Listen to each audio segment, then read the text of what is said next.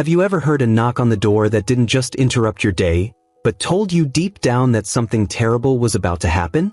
Not a polite knock. Not a neighborly tap. But the kind of pounding that makes the walls shake. The kind that makes your stomach drop before you even stand up. That was the sound that tore through apartment 3B on a bright Saturday morning. The kind of morning where the sunlight feels soft, the coffee smells warm, and the world feels safe.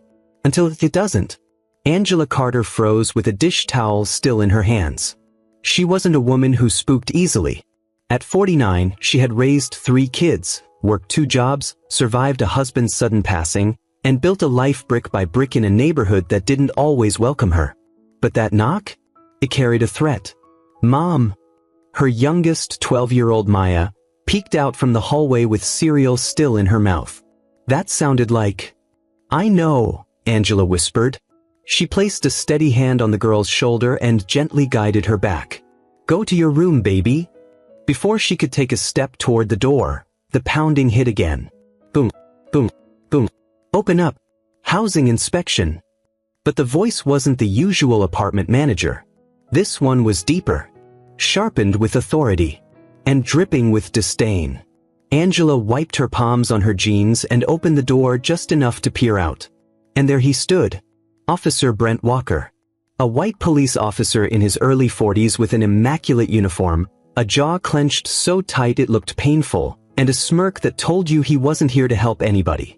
Beside him stood the landlord, Mr. Douglas Price, a short, sweaty man with combed-over hair and the kind of forced confidence of someone who always felt smaller than the world around him. Angela's eyebrows knit together. "We weren't informed about any inspection." The landlord scoffed. "You people never read your notices. Step aside. We need full access to the unit." "You people." Not even 30 seconds in, and there it was. Angela tightened her grip on the door. "No notice, no entry. That's the law." Officer Walker leaned forward, placing a hand on the doorframe like he owned the building. "The law." His mocking tone filled the hallway. "You think you know the law better than I do?" "No, officer. But I know my rights." Angela replied without her voice. His smile disappeared instantly. In apartments around her, doors cracked open. I speaked up. Whispers spread. Everyone recognized the sound of trouble. The landlord rolled his eyes dramatically. "This building has standards, Mrs. Carter. And frankly, I've had enough complaints about this unit.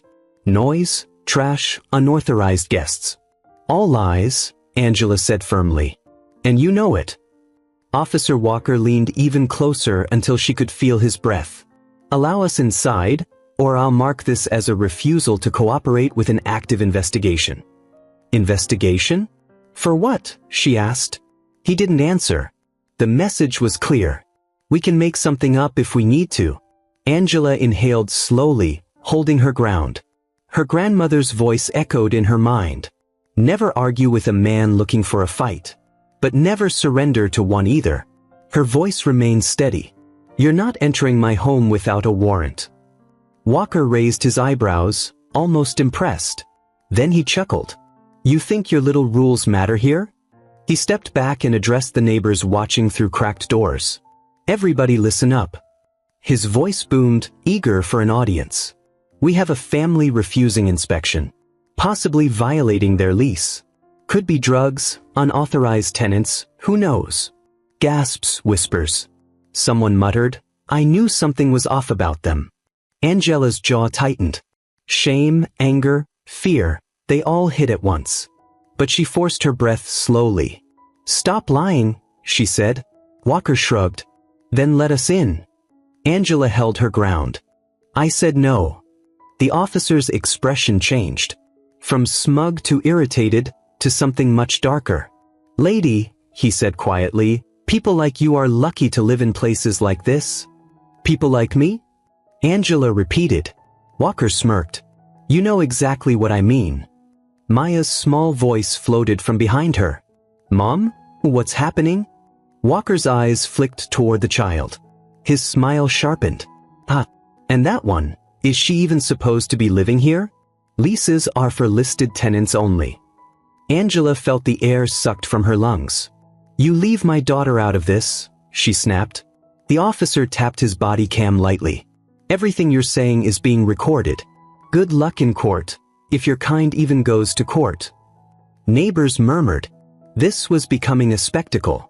The landlord saw his opening. If you don't open this door right now, I'll file for immediate eviction. You can't evict a family without due process, Angela fired back. And you know it. He smiled cruelly. Due process is a lot faster when the police confirm a tenant is uncooperative and combative. Isn't that right, officer? Walker nodded, adjusting his belt. Very fast. Angela's heart pounded. This wasn't an inspection. It was an attack, planned and coordinated. Her mind raced through options. She needed her eldest son, Marcus. Her protector. Her shield. But he was at work. He wouldn't be home for hours. Bus. She grabbed her phone and typed a single text. Come home now. Emergency. No explanation. He'd know it was serious. Walker crossed his arms. Last chance. Open up. Angela looked him dead in the eyes and said, no. The hallway filled with sharp silence. Then the officer leaned in, lowering his voice so only she could hear. You're about to lose everything. And nobody in this building will care. He straightened up, speaking loudly again. Step aside, or I will remove you. He reached for her arm. Don't touch me, Angela said. He smirked. Oh, now you're resisting. The landlord pulled out a folded paper. Officer, can I go ahead and tape the eviction notice? I brought one just in case. Just in case. They came here expecting to terrify her. Expecting submission. Expecting compliance. Angela braced herself. Down the hallway, a door slammed open. Heavy footsteps thundered up the stairs. Voices murmured. Who is that? Is that her son? Oh, this is about to get messy. And then he appeared. Marcus Carter. Tall, broad-shouldered. Dressed in a tailored work suit. Eyes sharp enough to cut steel. Mom, he said, stepping beside her. What's going on? Walker smirked. And who are you? Marcus pulled something from his jacket pocket. A leather case. He flipped it open. And the landlord's face turned ghost white. Officer Walker's smirk evaporated instantly. Because inside the wallet was a sleek silver key. A key only one person in the building possessed. Marcus spoke with a calm that froze everyone. I'm the owner of this building. The hallway shook with gasps. Angela exhaled. The world shifted. And Officer Walker realized. He had just threatened to illegally evict the man who signed his department's property use contract. And the body cam was still rolling. The hallway, which moments before had hummed with the low, social noise of an ordinary Saturday, felt as if it had been vacuum sealed. Conversations collapsed into a single, high, brittle note of disbelief. Faces that had been leaning out from behind doors now pressed forward like witnesses to something sacred. The city sunlight pooling on the corridor tiles suddenly luminous as if the world itself had been put on display. Marcus Carter stood beside his mother with a stillness that made him look older than his years. He held the leather case like a relic, like proof. He was not theatrical. He did not brandish it for show. He simply opened it and let the contents speak. Inside lay a neat stack of documents.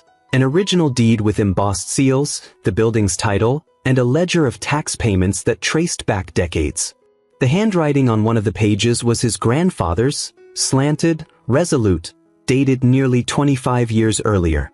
Marcus's thumb traced the letters as if by touch he could reassure the ghosts of everything that had been done right. The landlord, Douglas Price, paled to ashen paper. The cocky, sweaty confidence that had carried him up to this point dissolved like oil in water. That's a forgery, he sputtered. His voice, which had been so practiced in menace a moment ago, now had the brittle edge of someone caught mid-con. Officer Brent Walker's jaw tightened back into place. If he could not control this truth, maybe he could still control the narrative. Ma'am, he called to Angela with a renewed attempt at authority, step aside. This situation is getting out of hand. We can resolve it peacefully. Angela's hands were steady now. Fear had receded into a bristling resolve. The neighborly faces surrounding them, Mrs. Alvarez from 2A, Mr. Chun from 4C, a college student with ink stains on his fingers, turned toward Walker, their expressions sharpening into the wary focus of a community that had been pushed too many times. "You were about to evict us," Angela said, voice even, not loud but perfectly audible. "You stormed my door without notice. You lied about reasons. And you used your badge to intimidate my family." Walker looked at her for a long moment, then at the paper in Marcus's hands. The body cam on his chest, visible and humming, captured every second. He felt the weight of it, the way the line of red light on the small lens made him small under scrutiny. Douglas fumbled. "This building has had complaints," he tried again, clutching at anything that might become plausible. "Maintenance issues, unpaid fees on certain units. Things." Marcus shook his head slowly. "You mean your ledger of fraud? The false quotes, the repair invoices paid to companies that don't exist. The night you switched out the original title documents for fake filings at the county office." A murmur ran through the hallway. Someone behind them whispered, "He did what?" "He forged papers." Marcus didn't look back. He didn't need to. His voice alone laid out the next piece of the map. "You thought we wouldn't know how to read a title. You thought we'd be scared of a cop's tone. You bet on us being tired. You bet wrong." Some people's faces slid from shock to an ugly, almost embarrassed recognition. That bitter, private moment when someone realizes they had been complicit, however loosely, in a small cruelty that felt normal until it felt terrible. Walker's mouth narrowed. "Sir, whatever this is, trying to intimidate a fellow officer and a landlord is not." "Intimidate?" Marcus's laugh was short and without warmth. "No. I'm reclaiming what's mine. You had better listen carefully, Officer Walker, because there's more than one way to prove ownership." He lifted a second document, a bank statement. It showed a trail of consistent payments from a trust account in Marcus's family's name. Payments for taxes, for maintenance reserves, even for the salaries of the building's janitorial staff during lean times. The dates lined up. The years his grandfather kept the property afloat, then the years the family modernized it, then the quiet years when they absorbed loss rather than pass it on to tenants. "You paid our staff when wages were cut," muttered Thomas, who'd been leaning in by the stairwell, his voice rough with emotion. "Every December, when the landlord cried about cash flow, this family put checks in my hand and told me to tell nobody. We didn't say anything because we thought it was private." There was an almost audible shift in loyalty. People who had been nervous, who had been reluctant to take a stand, who had eaten quiet dinners and paid their rent with the sort of careful resignation common to working-class life, those people began to step forward. A retired school teacher produced a photograph. Lorraine Carter, Marcus's grandmother, younger, with a wrench in her hand, standing by a basement boiler like someone who had repaired things herself and then handed the bill to a bookkeeper. That photo, small, grainy, indelible, added texture to the truth Marcus had brought. Douglas Price staggered. He looked like a man trying to build a public face for a fraud, and every strand of that mask was being peeled away. Walker reached for his radio. "Dispatch, we need backup," he said into the microphone, the thin professional cadence of someone trying to recollect control. "We've got a situation at..." But the room had changed. The neighbors had phones out now not to feast upon gossip but to make calls. Calls to housing authorities, to legal aid clinics, to Marcus's law office number, which a neighbor had the presence of mind to type into her phone before he could hide it. Someone went to the building's bulletin board, ripped down an ancient flyer and replaced it with a fresh copy of the deed Marcus had produced, taped there like a proclamation. Walker realized, too late, that his body cam was recording everything. He felt the camera on his chest like a hot bead of truth. His tone, once confident and smirking, now dipped into something clipped. "Sir, if you obstruct a police officer..." "Obstruct," Marcus said. He took a slow step forward until Walker's boots were centered beneath him. "If you illegally attempt to evict and harass tenants, you're the one who will be arrested. If you falsely file eviction notices, you will be prosecuted for fraud. Officer, make the tape you want, because when the complaint goes in, the tape will be your evidence." There was a kind of moral arithmetic in the room now. The illegality of Price's actions multiplied by Walker's willingness to be his accomplice equaled a public reckoning that could not be walked back by posture or badge or bully pulpit. Walker's knuckles whitened on the radio. He glanced at Douglas, who was sweating as if his body temperature reflected his looming failure. People were talking, connecting dots.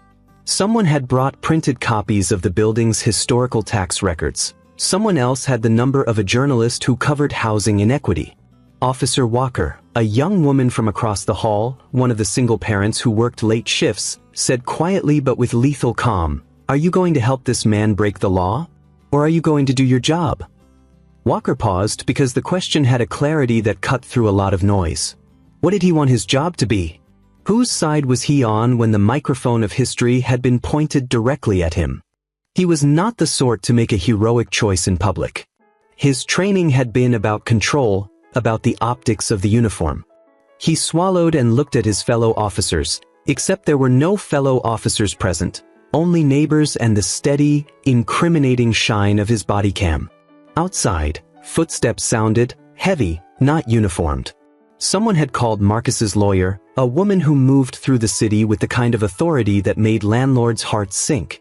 She arrived before Walker could decide what to say, documents in hand and the kind of expression that meant she knew where to cut. Marcus watched her come in, his jaw loose with relief. He released a breath that had been held for too long. Angela's shoulders dropped in a way that said 100 years of small tensions could finally be allowed to loosen. But just as the sudden tide of justice seemed poised to sweep the hallway clean, Walker's radio crackled with a different voice, one he did not expect, a voice that said, in short, "Dispatch, Unit 7, we're en route. Be advised there's a complaint of civil disobedience at 3B, waiting instructions." A new shadow fell across the corridor. Reinforcements, an ambiguous phrase that could mean support, backup, or escalation, were on the way. Marcus's eyes met his mother's. There was fear, yes, but also a hard, resolute fierceness. "We don't run from the law," he said quietly. "We stand in it." The neighbors nodded. Phones were held aloft like small torches. The ledger of the building lay on the stair rail, open and undeniable. And across the corridor, Officer Walker glanced at his body cam and then at the door through which more uniforms might appear. Uniforms he couldn't control and a media wave that could not be quelled. This moment had already transformed from private humiliation into public test. The next arrival would determine the tenor of the confrontation. But whether those reinforcements would arrive as the enforcers of justice or the instruments of intimidation was a line that had yet to be crossed. And outside, at the corner where the city met their block, a squad car turned slowly and pulled toward the building's stoop. For a moment, everything moved in slow motion. The sound of a siren in the distance, the whisper of shoes on linoleum, the flutter of pages as someone rifled through printed tax records. Marcus felt the world narrow to the space between him and his mother and the leather folder on the stair rail that suddenly felt historic and holy. Then a police cruiser idled outside the building, its lights muted by the overcast skyline. A small, bright heart that seemed to beat slower than the one in Marcus's chest. Officers in crisp uniforms filed in, a quiet choreography of authority. Marcus held his breath, expecting the worst. A reinforcement of the bully, more men with the same hostile eyes, a line of badge-backed men ready to sweep them out. Instead, the first uniform in the hallway was not the same as Walker's. He wore a different patch, a calm face, and eyes that were, surprisingly, careful. He scanned the room, taking everything in like someone cataloging the truth, not inventing it. "Sergeant Jameson," the newcomer announced in a voice that carried both rank and steadiness. He actually looked at the people in the corridor, not through them. "We received a complaint." "What's happening here?" Walker's face tightened. He stepped forward, a posture of forced control. "We were responding to reports of uncooperative tenants and possible lease violations." Sergeant Jameson's gaze dropped to the open deed on the stair rail. He glanced at Marcus, then at the body cam perched on Walker's chest. For the first time that day, Walker felt observed by someone who might not accept his version of events. "Is that a deed?" Jameson asked. Marcus straightened. "The original deed, sir. My grandfather's name is on it." Jameson crouched to look at the pages. He did not look surprised. He looked methodical. Has anyone filed an official complaint about this landlord's conduct? Hands went up. The retired teacher, the college student, a woman from 4B. People began to recite details, odd invoices, repairs billed twice, money funneled to shell companies. Each voice folded into the next until the corridor was no longer a neighborhood hush but a chorus of evidence. Douglas Price's jaw worked like a trapped animal. He had thought control came from intimidation. Now control was slipping through his hands like water. He turned toward Walker like a man clinging to a raft. "Officer, these are tenants trying to obstruct a lawful inspection." "Sir," Sergeant Jameson interrupted, "we haven't determined that yet. Mr. Price, you can file a report and we will investigate. But you do not get to force entry without proper notice or a court order. You do not get to use the police as your instrument for intimidation." The corridor hummed. Walker's mouth tightened. He looked at Douglas, as if expecting that shared posture of moral calculus that partners in small fraud sometimes share. Douglas's eyes betrayed him. He had nothing to offer. Someone in the crowd had already started playing Walker's body cam footage on a cracked smartphone. The little screen showed the encounter from the moment he had stepped up to the door. Walker's taunts, his leaning into Angela, Douglas producing an eviction notice, just in case. The footage was grainy but damning. The cadence of Walker's voice, the tone of condescension, the pleas, Angela's steady refusals, everything played out like the slow unfurling of a lie. A neighbor, hands shaking, held the phone higher for Sergeant Jameson to see. Jameson's face did not change much, but there was a small shift in his shoulders, an acceptance of the documentary truth captured in pixels. "Officer Walker," Jameson said quietly, "your camera is recording. We will need that footage." The word needs to carry with it a world of consequences. Walker's jaw flexed. He reached for the cam like a man trying to hide an incriminating relic, but protocol already had him boxed in. The camera was public, and it had already left the scene in more than one neighbor's phone. At that moment Marcus's lawyer arrived. Sharp, in a navy coat, eyes like a hawk trained to spot lies. She did not rush, she did not make a show. She moved with the certainty of someone who had read the file before she'd set foot on the block. Her name was Simone Hart, and in her hand were accordions of paperwork that told a different kind of truth. Corporate filings, canceled checks, county registry logs stamped with dates that mapped Douglas Price's slow erosion of ownership into an opportunistic fraud scheme. Simone did not need to speak at length. She turned to Sergeant Jameson and laid a small stack of documents on the stair rail with a slow, decisive motion. "These are the filings we sent to the county last month," she said. "Mr. Price, there were several attempts to alter the public record. We filed an official complaint when the property transfer didn't match the chain of custody. The tenants here, Ms. Carter and her family, were kept in the dark intentionally." A murmur rose, proof layered upon proof, collated into a frame of certainty. The landlord's face, already pale, now drained further. He had been practicing intimidation, not expecting to be undone by the living ledger of a family's resolve. Walker's voice rose then, the brittle hiss of a man who could feel authority slipping. "You can't just," he started, but Sir Jenny Jameson cut him off. "You don't get to make that call," Jameson said firmly. "We will catalog these materials. We will file an incident report. Until then, Mr. Price, you must stand down. And Officer Walker," his voice tightened, "turn over your body cam footage." The neighbor who had recorded the cam footage tapped the screen, and then it began to circulate, texted to friends, uploaded in a breath, sent like contraband spreading through a city. In a matter of minutes, a small, local reporter who covered housing issues had a copy. A civic-minded neighbor streamed a short video clip to a community page. The seeds of public scrutiny were being sown in real time. Walker's posture collapsed like a bluff called. He handed over the cam as if it were a small animal.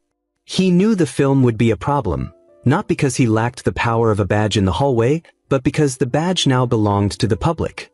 The record had been made. Outside, a minivan idled. A young activist with a megaphone had arrived, drawn by a text from a friend in the building. "Solidarity," she shouted as she stood on the stoop, her voice clear, calling for support for the tenants. A few neighbors came to the doorway. Their presence changed the tenor from private humiliation to public demonstration. Simone Hart moved through the crowd with quiet competence, advising Angela on next steps, filing for an immediate injunction to block any eviction attempts, calling the housing authority, documenting witness statements. She asked Marcus for a statement, and he spoke with the clarity of someone who had rehearsed this truth in the dark: the ledger of payments, his grandfather's persistent handwriting, the phone calls where he had reminded Mr. Price about the family's legal claim and been waved away. Marcus's story spread with a force that was not theatrical but elemental. He had become, in the eyes of the corridor and in the small digital universe that had begun to watch, a living answer to an age-old assumption that power always hides in the same places. Marcus, legal owner, provider, son, bore the documents as both shield and proof. He looked at Officer Walker and, for the first time since the morning began, there was no fear in his expression. "Today," he said quietly to the corridor, to the cameras, to the officers, "we learned that intimidation still works for some people. But it doesn't work for a whole neighborhood. Not anymore." A neighbor shouted, "We've got you, Marcus," and the word was less a slogan than a human pledge, solidarity offered not as a political tool but as neighborly support. Walker's radio chirped, then hissed. Dispatch asked for an update. In the stairwell, a reporter's phone buzzed. She glanced up, eyes bright, recognizing a story that tied police conduct to housing fraud and community resilience. Yet the moment was not finished. The day had begun as a test of intimidation. Now it had become a reckoning whose next stage was unknown. Would the system respond by protecting the vulnerable, as Sergeant Jameson's steady face suggested? Or would reinforcements be called who would view the neighborhood's solidarity as obstruction and escalate? Marcus looked at his mother. Angela's shoulders, once tight with the effort of standing alone, sagged with release, and then steadied anew, as if a new task had been placed before her, not to defend only her family, but to be part of something larger. Simone Hart leaned in, voice low but fierce. "We'll see them in court," she said. "We'll make sure every piece of paper is on the public record. And your neighbor's footage? We'll keep every copy." Outside, the city's pulse quickened as a clip from Walker's cam began making the rounds online. In living rooms across the borough, people watched the same footage the neighbors had: a police officer leaning into a black mother's doorway, a landlord waving a pre-typed eviction notice, a child watching cereal drip onto a shirt. The camera could not be silenced.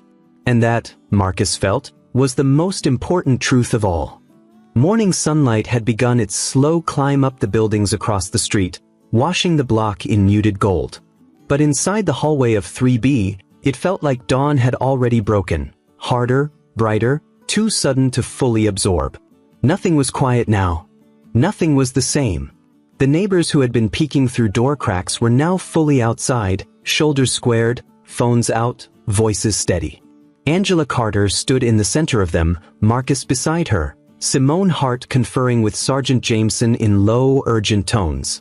Officer Walker, stripped of his swagger, seemed smaller than he had earlier, his badge brighter than he could bear, his authority no longer a shield but a mirror. And Douglas Price, the landlord who had swaggered up the stairs that morning with a forged eviction notice in his back pocket, now stood against the wall like a man waiting for a verdict. The difference was unmistakable. This wasn't a hallway anymore. It was a courtroom. And everyone was watching. Two more officers stepped inside. Officers Medina and Powell. Their expressions were wary but alert. They scanned the faces of the gathered tenants, then the documents on the stair rail, then Walker, who looked like a man contemplating an escape route that didn't exist. Medina asked softly, "Sarge, what's going on?" Jameson didn't sugarcoat. "We may have an illegal eviction attempt, conducted with police assistance. Body cam confirms misconduct." Powell blinked. "Walker's camera?" "Yep," Jameson said. "And the tenants have copies." The words landed like a hammer falling onto glass. Walker stiffened. "Sarge, that's not accurate. These tenants were..." Jameson held up a hand. "Don't, everything is recorded.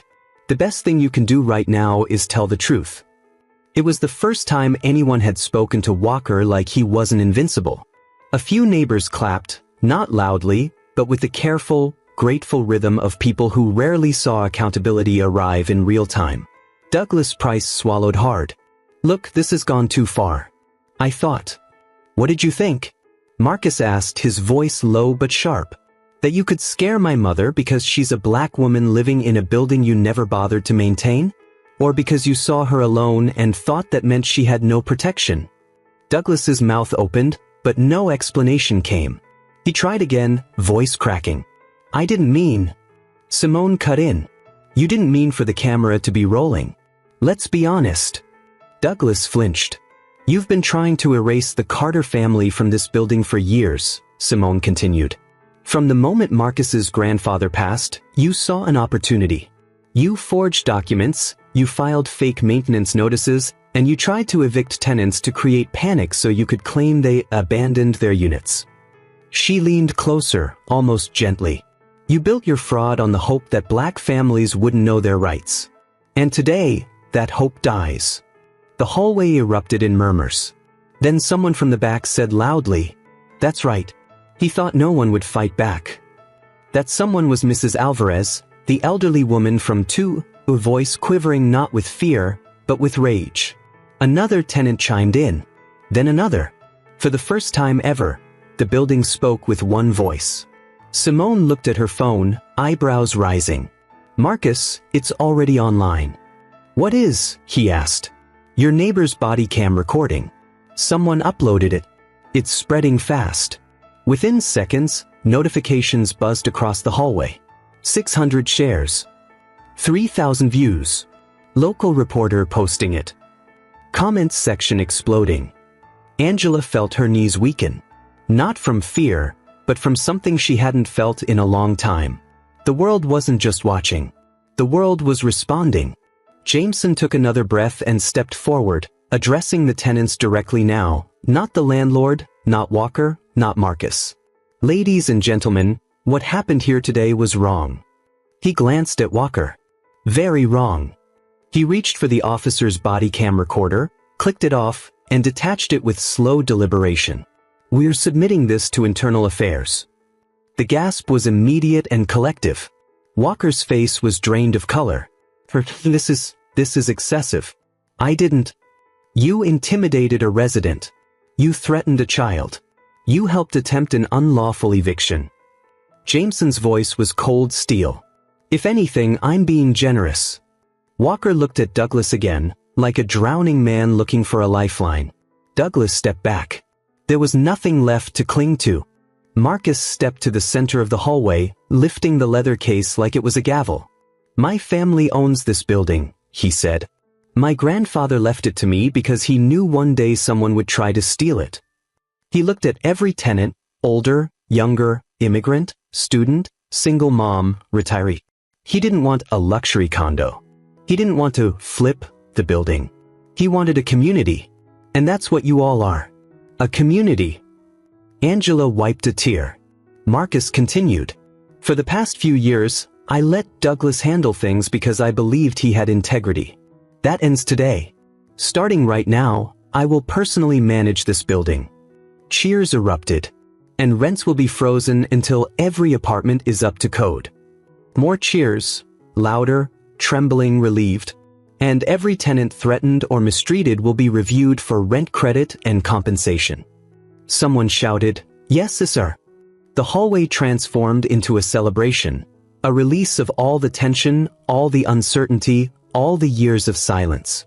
Angela looked at her son, feeling something bloom in her chest. Pride, certainly, but more than that, respect. A realization that her son had grown into a man who carried not just her legacy, but the responsibility of everyone around him. For the first time, she saw him not as the child she had raised, but as the protector she had prayed he would become. Internal affairs arrived within the hour. Walker was separated, questioned. His demeanor shifted from arrogant to panicked to defeated. Douglas Price was escorted away too, pending charges for fraud, attempted illegal eviction, falsifying documents, and discrimination. Neighbors watched from their windows as the two men were led down the steps, not in handcuffs yet, but in disgrace. Angela stood quietly by the door of 3B. Marcus placed a hand on her shoulder. "You okay?" She nodded slowly. "I didn't think anyone would believe me," she whispered. "They didn't have to," Marcus replied.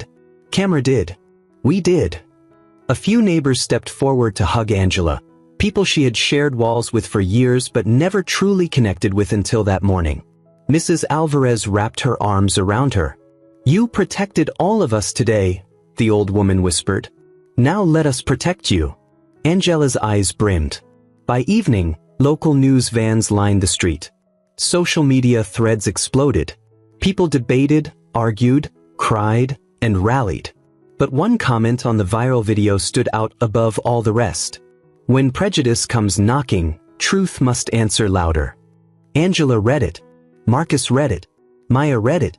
And for the first time, the building felt different. Not safer. Not perfect. But awake, alive, and unafraid. Because the day racism showed up with a badge and a forged eviction notice, the community found its spine. And truth found its voice.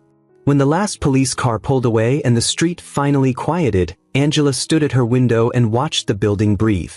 Not literally, but in the way people stepped into the hallway now without flinching, the way doors stayed open instead of locked, the way neighbors who once whispered now spoke in full voices. For years, she had lived with the weight of being someone they thought they could push around. A woman expected to say, "Yes, sir." Expected to shrink. Expected to take whatever was handed to her because that's how the system works. But today, for the first time, she wasn't the one being protected. She was the reason everyone else felt protected. It wasn't the deed or the law. It was the moment the entire building realized one simple truth. They weren't powerless. They were just waiting for someone to remind them. Angela closed the curtain, exhaled, and whispered a prayer her grandmother once taught her. "Let my children inherit courage, not fear." Down the hall, Marcus spoke with neighbors about repairs, about safety, about change, real change, the kind built not from outrage but from action.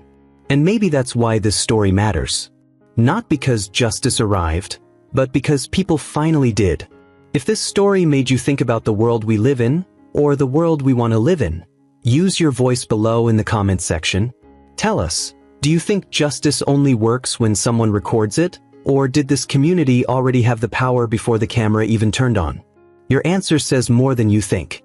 Tap the like button if stories like this deserve to be seen. Subscribe if you want more narratives that expose the cracks and the courage hidden inside them.